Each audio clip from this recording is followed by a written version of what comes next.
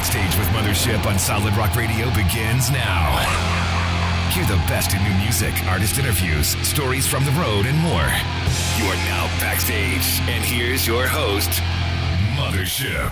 Hey everybody, I'm back for 2022 with a lineup of amazing artist interviews. Today my call's with the band Love Like Gravity. They've just released a new album, so let's jump right in. I have the guys from Love Like Gravity here. Cale, Billy, and Stan. Y'all introduce yourselves. I'm Cale Kite. I play guitar. I'm Billy Penn. I sing and play guitar. And I'm Stan Mayo. I'm the drummer and resident flunky, coffee maker, whatever you need. Now, all of us have Georgia roots. Billy's living in Florida, but he was born in Brunswick, Georgia. Cale, where you live? I am in Serpentine, Georgia, which is closest to Vidalia. All right. And Stan, you were in? I'm in the woods near Dublin, Georgia. I'm actually only about 20 minutes from Cale. He's in the woods in the adjoining county. Yeah. That's about an hour south of Macon, you know. All right. I'm east of Atlanta. I'm in Loganville, so we're Georgia. Hey, Georgia, go Dogs! That's right. We wanted to get together and talk about the new album, Break the Silence. Last time I talked with Cale, it was May 21st, 2021, and he was saying he accidentally wrote a Love Like Gravity song and decided to keep going, and that was Devil in the Details, and it was a big success, and I want to hear more about this album and the songs that are on it. Yeah, Devil in the Details, of course, is important in, I guess, the history of this record, because it was the one that jump-started this whole project, really. It actually was initially a bridge idea for a song. I think the working title was Blood and Scars or something, and I had thrown an idea. I had the synth part that you hear at the beginning and all that. I was kind of working that around for a bridge. I sent it to Cale. He got back with me and goes, dude, this is better than the rest of the song. That like sparked an idea. It was kind of off and running from there. It was amazing. The inertia from that, it got it rolling, and of course, this record is a result, actually. Well, y'all had some help. Tony Palacios, that has worked with you before, worked on this. Tell us about that. Well,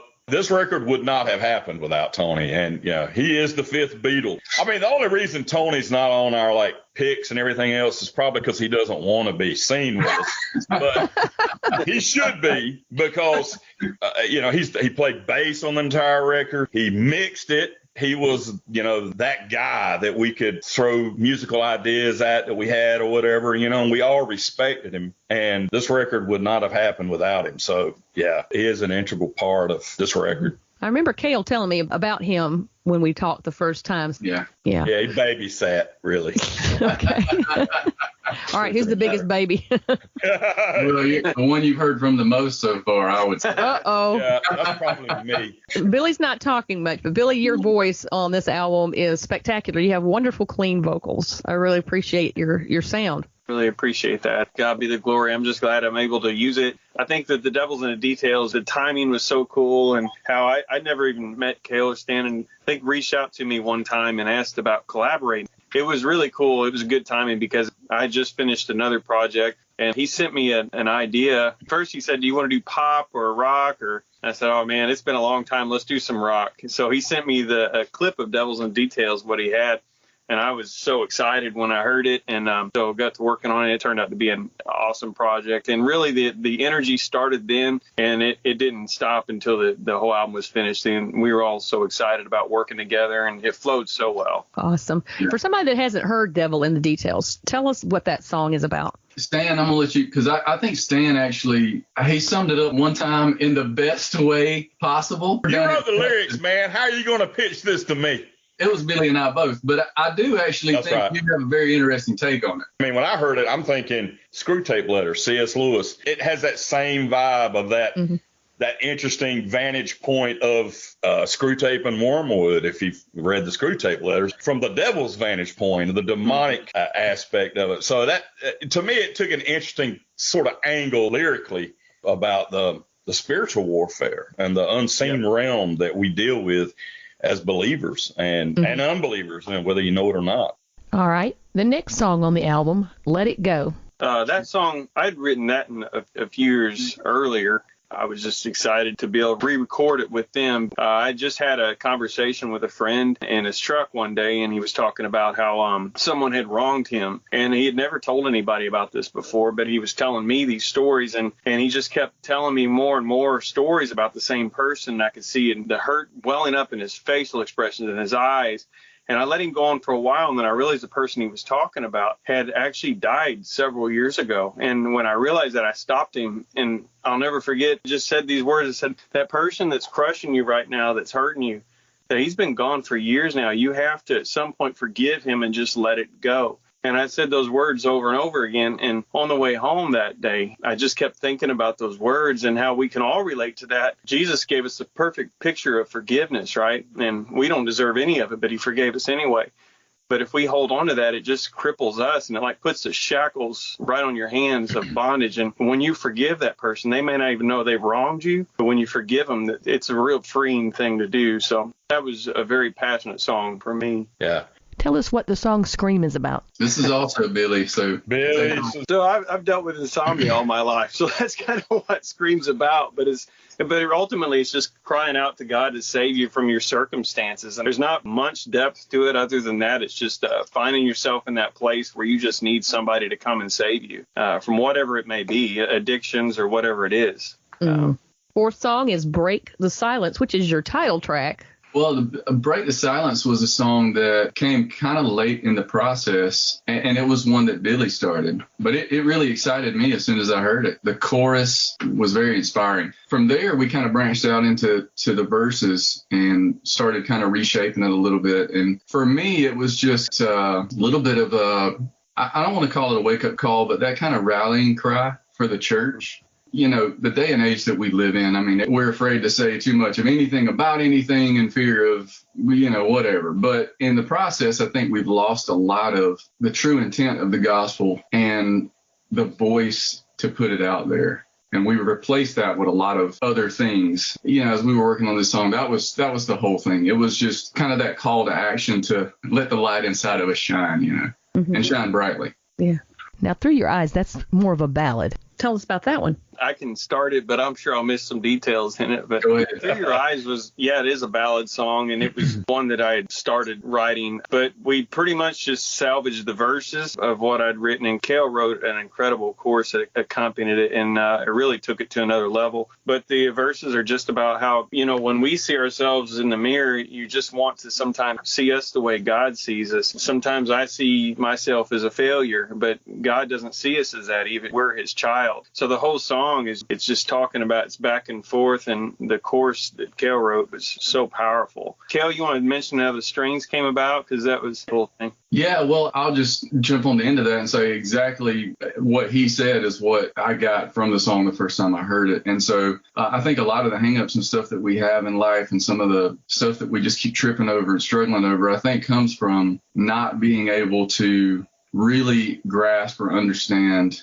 and see ourselves the way that God sees us. And I think that if we could, a lot of those things that trip us up just wouldn't be as big of a deal anymore. We would see ourselves in an entirely different light. But it was a very emotional song to me, and Billy's vocal delivery and performance on this was incredibly powerful. And so to me, it was just one of those songs that just screamed strings.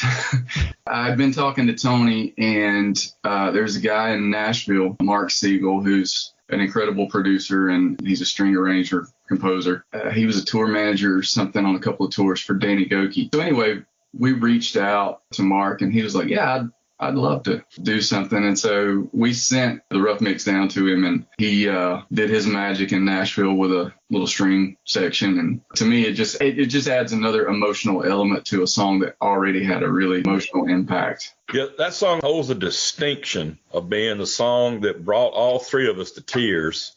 Remember how we would call one another crybabies? I'm like, I think I just cried, man, when I heard it. I heard Billy's vocal. And Billy has got that delivery, and I heard that, and I had tears rolling down my face. I was like, man, this is it. But it was hilarious because they said the same thing. I said, I was crying too, man. I was crying. I heard a bunch of crybabies. It's a beautiful song. It really is. I still love that song. I still love to hear it. It ministers to me. Recording it, and that's when I got my crying over. Some of the parts actually I left because I was going to re-sing them, but I thought, boy, they're just something, when you hear a legit emotion in a song and a singer. And so I just left it. I should have re-sang it, but if it brought Stan to tears, I mean, look at him. It's something right. There you go. Amen. Tears of approval. There you go. All right, now everybody's going to have to go listen to that. They're going to say, I have got to hear this song. Backstage with Mothership returns after this. This hour is being made possible by our business ministry partner, Anchor Bolt Express, the place for construction fasteners and a supporter of Christian music and this station. On the web at anchorboltexpress.com. You're listening to Backstage with Mothership on Solid Rock Radio. All right, All I Need. Tell us about that one. I wrote a lot of that kind of as a testimony of where I came from and what I went through and where I am now. And it's all because of the grace of God. We tend to want to self-heal these days and try to do everything you can. And you do what the world tells you should do to get everything right. But it just doesn't happen if you don't have Christ in your life and you're not saved. So that song is just about that, just about struggling all the time, trying to do everything you can, trying to take pills or whatever it is to numb the pain. But ultimately, the only thing that really works is Jesus, and that's what he said, you're all I need. That's another one. I love it. I love that song. One thing, it's got that kind of chunky old southern rock thing, being a country boy. I just dig that flavor anyway. But honestly, and I sound like I'm in the Billy fan club, man. But Billy's delivery on that, I mean, it's so heartfelt, and he's telling the truth. He would tell us, this is a testimony just about the pills and other things and the struggles that Billy had. And I mean, when you're hearing that, man, you're hearing this man give you his testimony. He's tried that junk and he's bought the lies of the world. But the truth is, Jesus is all you need. I mean, that's it. It moves me every time I hear it. And the conviction he sings that with, it's moving. Another one of those tears of approval of Clan Mayo songs. Tell us about Game of Souls. Ooh, that's my jam right there. Game of Souls. What? Stan's getting all excited all over again. Yeah, there we go. No, I'm just going to say, as far as playing it, that was my favorite. That song was so groovy to play. That riff Kel's kicking is so nasty. Ooh, it's nice. I love that song. I mean, I do. And Billy, well, there again, I'm going to say that man was singing on that thing. But I got to give props to Kale, though, on that. I remember telling you, Kale, I said, I don't know how many takes it took you to get that thing that tight. But I think you said maybe one or two. No, I don't know how many. That is a hard riff to play that tight, and it moves a lot. But it turned out fantastic. That's my daughter's favorite song. Game of Souls was, I think, that one was fun for all of us because I had a lot of fun playing guitar on that one. And the funny thing about it is, Game of Souls is one that started with Billy. I think we did maybe the bridge we changed and kind of made it our own. But for all intents and purposes, it already felt like a Love Like Gravity song. There's something about the pocket and just the vibe of the tune that it was kind of a nice little kindred kind of old hat kind of thing for us. Yeah. So it was a lot of fun to play. I love that song. All right, what about Grind? So Grind, that one, and correct me if I'm wrong, that one and Devils in the Details, I think, are probably two of the best representations of the three of us equally coming to the table with creative ideas and whatever else. Billy, if you will, because you just did a video with this one, and it was brilliant. I don't remember half of it. Put him on the spot. Yeah, so Grind is a song just about materialism, and especially in today's culture, you can't help but to notice it everywhere you go. You see families socializing at a dinner table out in a restaurant. You see people staring at their phones. Or materialism is just a consuming thing. It's a never-ending battle to find happiness. And so many people get caught up in that. So I don't know if you know this about us, but we had never actually met until, like, in the flesh until, was it like July? July, yeah. Yeah. No, and I didn't know that. Halfway through the record.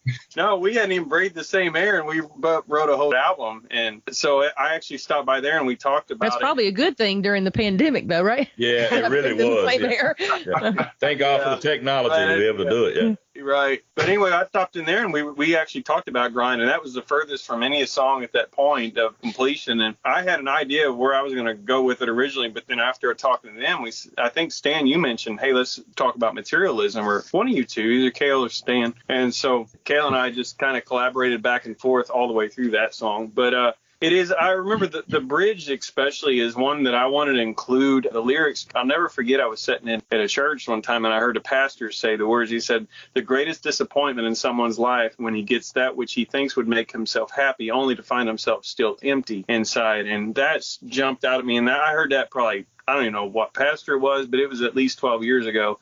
But it's always stuck with me. And I think about that all the steps of the way, especially, raising a family. And I never want to be caught in that mess of materialism. And a lot of people, I think, is going to be able to relate to that song. And I'm hoping it can help people change their lives as a result of listening to it and really open up their eyes to what materialism, how it really destroys a family. What about Thorn? So Thorn was, some people know this and some people won't. We actually released Thorn once before. Thorn has a real history with Love Like Gravity because it was actually written around the time of the first release we did. It just didn't make it on that release. And so we went for it on the second one. We never really thought we got the essence of the song that we had originally written. And time and experience teaches you a lot of things, whether that be, in sonics and whatever else. So when we were doing this album, we were getting, I don't remember, Stan may remember where in the process we decided to throw it out there. I think it was toward the end. It was closer toward the end of the record, but it seemed like a really good opportunity to revisit it, and thought Billy could really bring something special to it as well. And then once we kind of got into it, this is where, and I don't know who suggested it at this point, I can't remember. We were talking about this bridge section, and we wanted to do something different than we had done before. We liked the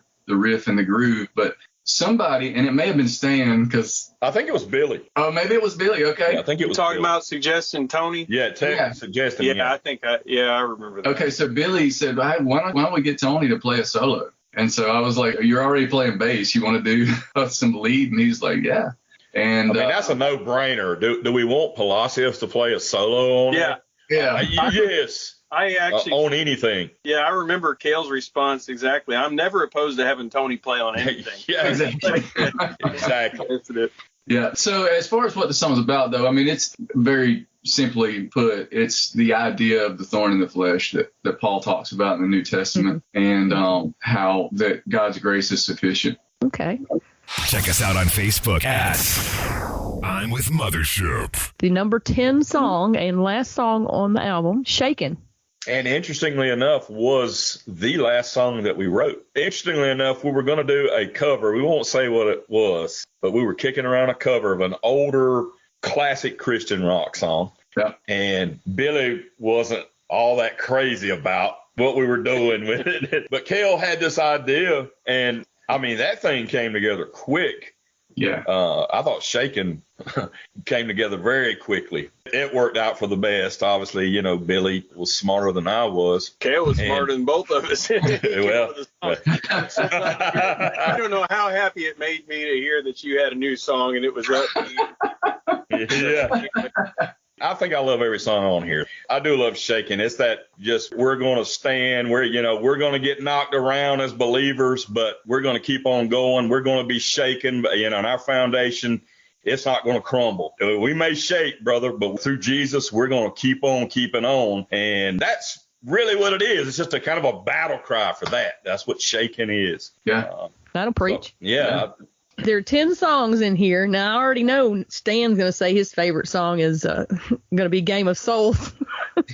Well, how'd you guess that? You are so perceptive. But if you had to pick one as your favorite, which one is the closest to your heart, Billy? Oh, man. It's a cop-out to say I like them all, right? Well, that's a given. I think everybody knows you're going to like them all. But is there one that especially pulls at your heartstrings?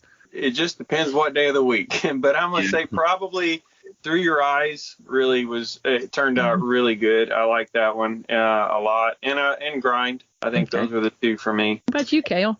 I think I'm with the consensus. It depends on the day of the week. It changes literally every day. But today, there's three that just popped in my mind at once. But I think Let It Go today for me is. Hey, there you go. Yeah. Is there really such thing as a top song? True. They all speak to you in different ways, don't they? Yesterday, mine was Let It Go. Okay. Well, yesterday mine was Through Your Eyes. So. Wow. Mine was Game of Souls. So, I don't like change. I'm that guy. I like this. Stan's set in his ways, man. Yeah, that's right. That's me. He's gonna stand on Game of Souls to the day he dies. That's it. Oh, that's great.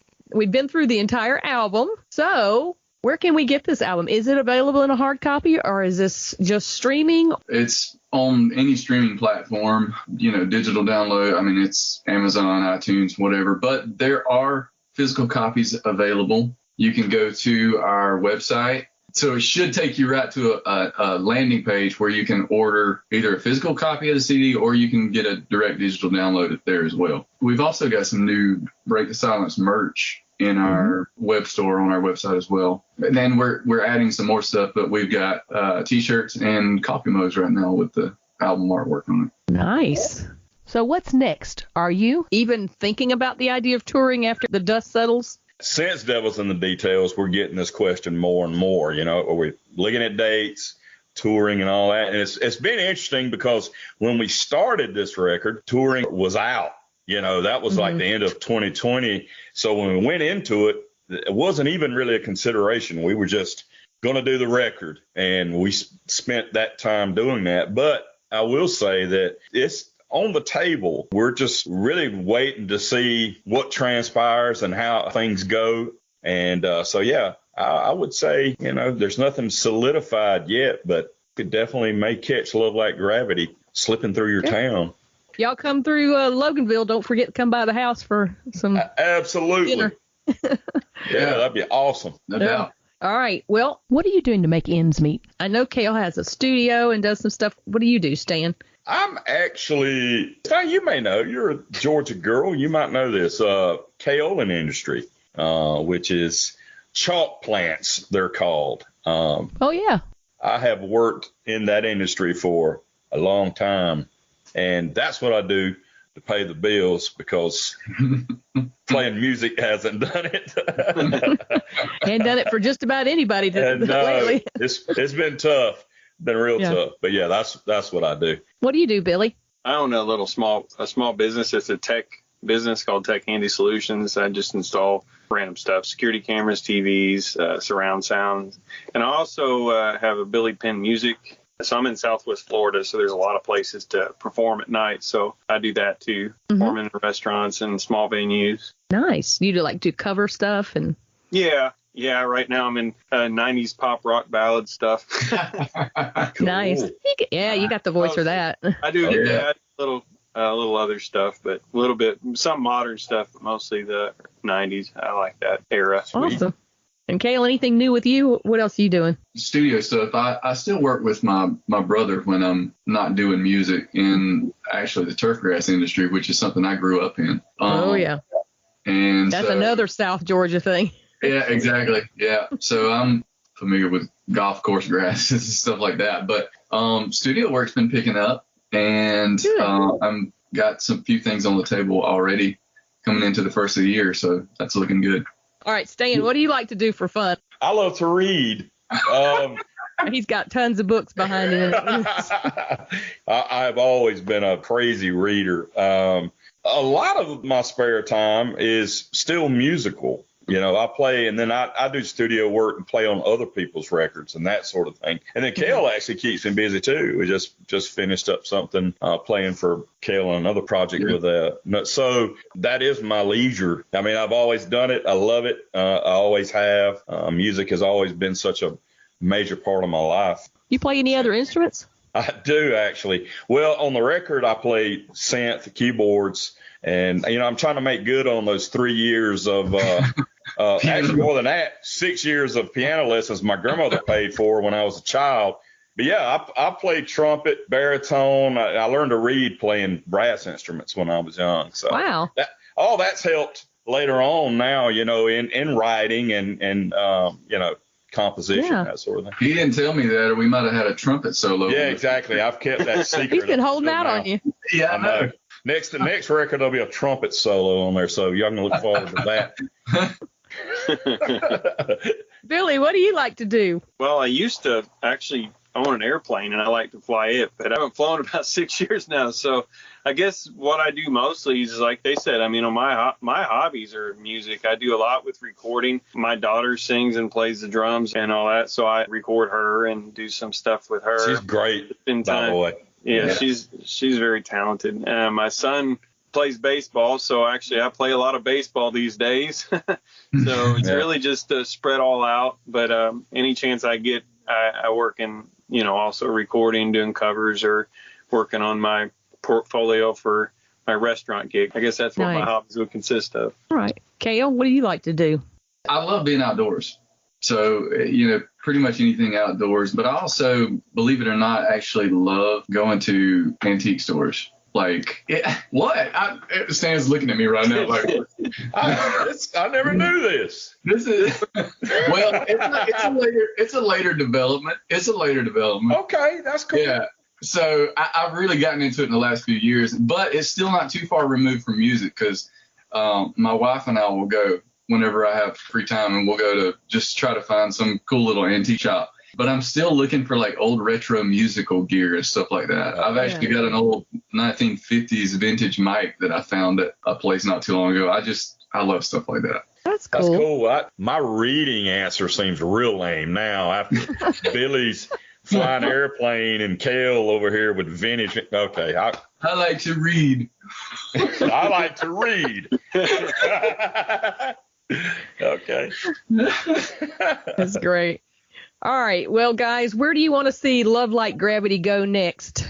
I would love it if we did have an opportunity to play some of these songs live, whether it be touring or just whatever venue. But and I certainly would love to continue in the future riding with these two guys. I can tell you it was the most refreshing process I've ever experienced. We did our own thing, and I didn't have to worry that Stan wouldn't get his part done or Kale wouldn't. We all worked really good together, so I definitely would like to continue. Yeah, same here. I think I definitely don't. If you're asking if this is like the bookend, I don't. Hopefully not. No. Maybe just getting started. Yeah, who knows? Maybe. Yeah, who knows? I've had the opportunity to play for a number of years, and this was the best project I've ever played on. I mean, I just hands down. Spiritually, I was ministered to so many times through the making of this record. Amen. So on that note, thank you guys for sharing. I had a blast. It's a pleasure to meet you. Yeah, let's do it again one day. All right, let's do. And we will see you guys hopefully out on the road. Yes, ma'am. All right. Good night. Good night. Good night. Thank you, Cindy. Thank you. Thank you for listening tonight. Stay tuned for more great music all night long. Be sure to check out my I'm With Mothership Facebook page and Solid Rock Radio's website. Follow the link under shows to Backstage with Mothership, which will have the links to my guests' social media accounts. This show will be replayed at 4 a.m. Eastern Time. Past interviews available on podcast.solidrockradio.org, iHeartRadio, Apple Podcasts, Spotify, and on Pandora platforms. And remember this week, be kind to one another.